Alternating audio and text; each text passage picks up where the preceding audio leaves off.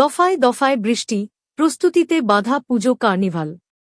আগামীকাল শনিবার বিভিন্ন জেলায় জেলা প্রশাসনের পক্ষ থেকে আয়োজন করা হয়েছে পুজো কার্নিভালের, যেখানে শোভাযাত্রা সহকারে বিভিন্ন পুজো কমিটিরা তাদের প্রতিমা নিয়ে অংশগ্রহণ করবে।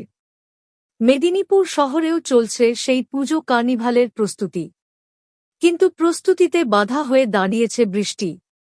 এদিন সকাল থেকেই দফায় দফায় বৃষ্টি হওয়ায় বাধার সম্মুখীন হতে হচ্ছে উদ্যোক্তাদের।